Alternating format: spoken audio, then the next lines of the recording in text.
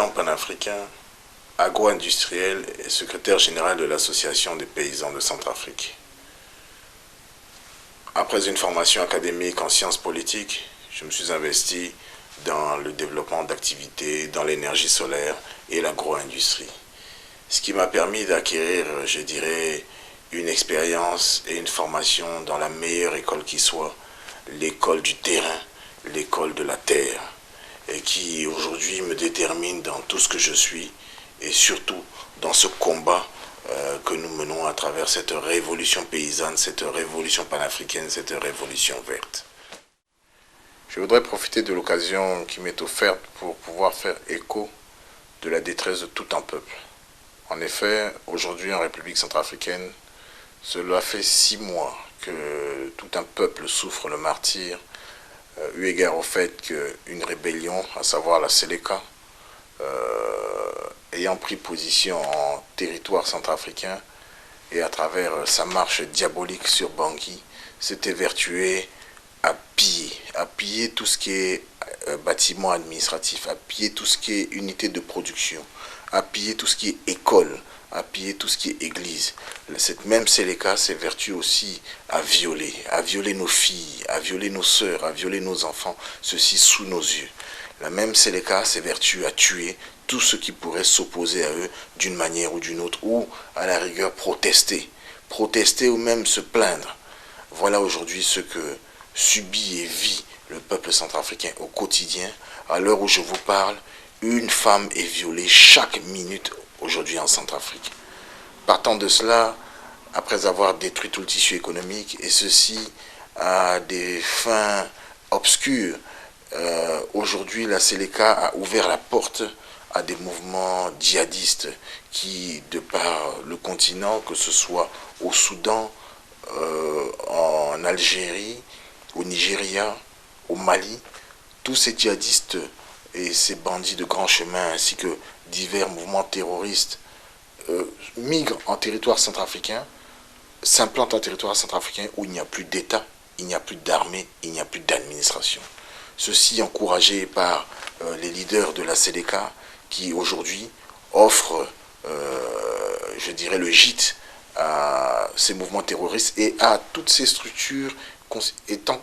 considérées comme des vecteurs de déstabilisation dans la sous-région. J'en veux pour preuve aujourd'hui les mouvements interamouins du Rwanda qui sont implantés aujourd'hui en territoire centrafricain et qui, comme toutes les autres bandes armées et mouvements terroristes implantés en territoire centrafricain, se refinancent grâce au trafic d'or et de diamants et se restructurent sur une terre aussi généreuse que la terre centrafricaine, ce qui est de nature à déstabiliser et affecter la sécurité et la stabilité de toute la sous-région, de l'Afrique et voire même du monde. En effet, la République centrafricaine, de par sa position centrale au centre de l'Afrique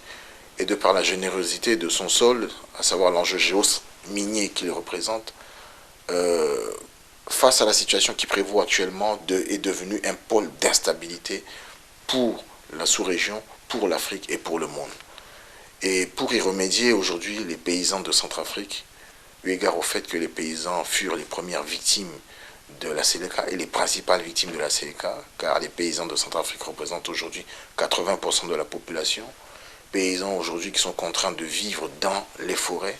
dont les récoltes ont été littéralement pillées, pour d'autres brûlées et détruites. Aujourd'hui, ces paysans ont décidé de prendre leurs responsabilités et de s'organiser politiquement afin de pouvoir sécuriser les populations, remettre en cause, je dirais, cette logique tyrannique qui anime la Séléka et libérer ce peuple du joug de la Séléka et de ces djihadistes islamistes et contribuer ainsi à la sécurisation et à la stabilité de la sous-région et faire de la Centrafrique un pôle de stabilité. À travers cette démarche, les paysans de Centrafrique ont pris sur eux d'initier une révolution verte, une révolution panafricaine, verte car elle a pour ambition de faire de la Centrafrique le grenier de l'Afrique à terme et voire le grenier du monde. Ceci bien sûr avec l'aide et le soutien et la participation de tous nos frères d'Afrique afin que nous puissions mettre les ressources et je dirais l'abondance que nous offre cette terre que nous puissions la mettre en valeur au profit des populations d'Afrique. De même, les paysans de Centrafrique aspirent à faire de ce pays et de l'Afrique à terme l'atelier du monde. L'atelier du monde, ceci bien sûr, comme je disais, dans une logique panafricaine, associant ainsi toutes les bonnes volontés d'Afrique. Mais à travers cette révolution verte et panafricaine, fondamentalement les paysans de Centrafrique aspirent et vont construire des écoles qui permettront à nos enfants de pouvoir avoir accès à une éducation de qualité, gratuite et accessible à tout le monde. Les paysans de Centrafrique mettront en place un système de santé gratuit, de qualité et accessible à tout le monde. Les paysans de Centrafrique travailleront de manière à ce que tout le monde puisse avoir accès à l'eau potable qui aujourd'hui est un luxe dans ce pays. Cette démarche en fait est fondamentalement déterminée aussi, il faut le dire, par cette dynamique qui a été initiée par les pères fondateurs, les grands penseurs d'Afrique, les grands militants et les grands héros d'Afrique, à savoir Marcus Garvey, Kwame Nkrumah, Thomas Sankara, Cheikh Anta Diop, Meles Zenawi et le président Paul Kagame. Et fort de cette dynamique, dans cette logique de révolutionnaire initiée par nos aînés, aujourd'hui, à travers le mouvement Quitté, nous allons et nous comptons libérer le peuple centrafricain du joug de la Séléka et inscrire l'Afrique dans un processus inéluctable de changement radical de la condition du peuple africain.